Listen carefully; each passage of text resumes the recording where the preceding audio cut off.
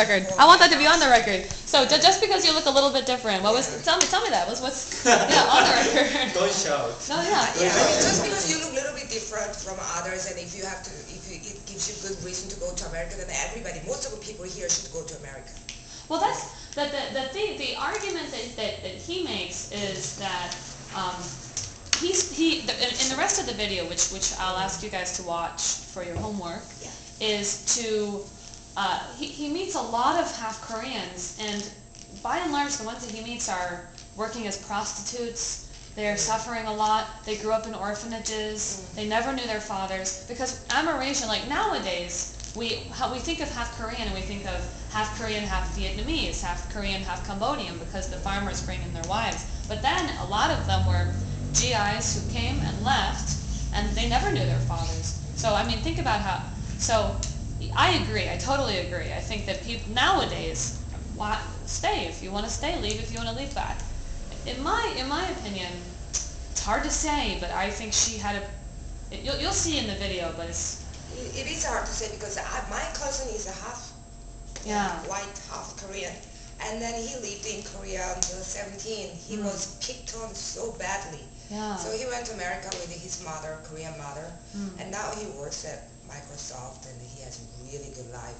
He loves America. Yeah. But in her case, she seemed to really fit in. Yeah, it's a bit different when the fact that she speaks no English. That's got to be scary, don't you think? Yeah, it is. Well, I guess she could pick it up soon. Yeah, But actually. it is 1970s, and it's not really good for everything wasn't stable, right? After the war. So I think Korea is not really stable and then safety place, right? And then being in United States better.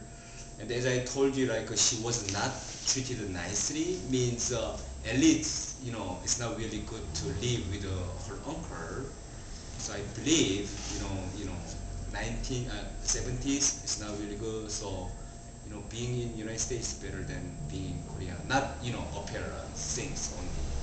Yeah, and also remember he was talking about how they saw the DMZ, right? So it's and they would put the windows up at night. So it's not. I mean, nowadays, do we put windows up like black out the windows at night? It's a totally different Korea, right?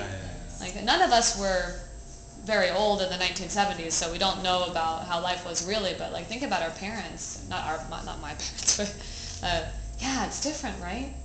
Yeah. Well, we did a drill at school every week until the 80s. Yeah. Even in the 80s, eh? Yeah. So I can't really imagine being in Hyung-suk's shoes. So did you enjoy the video? Was it interesting? Very much. Yeah, impressive.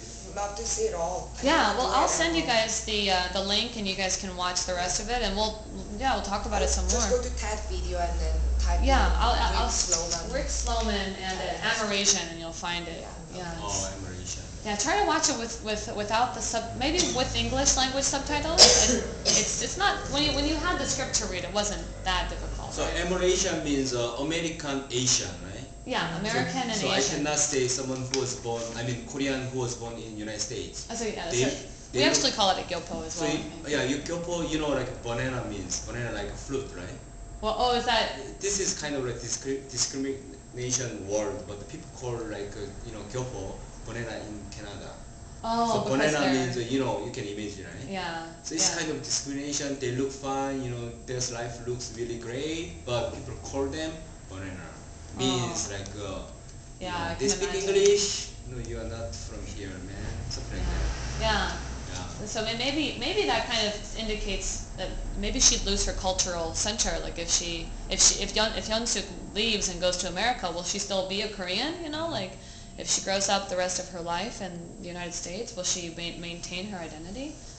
Yeah, it's a difficult question. I would not want to be in the photographer's position to have a woman ask me that. Can you imagine? Yeah, that's tough. I read a book called The Shanghai Baby, and the quote, where a person spends his first 10 years decides who he is.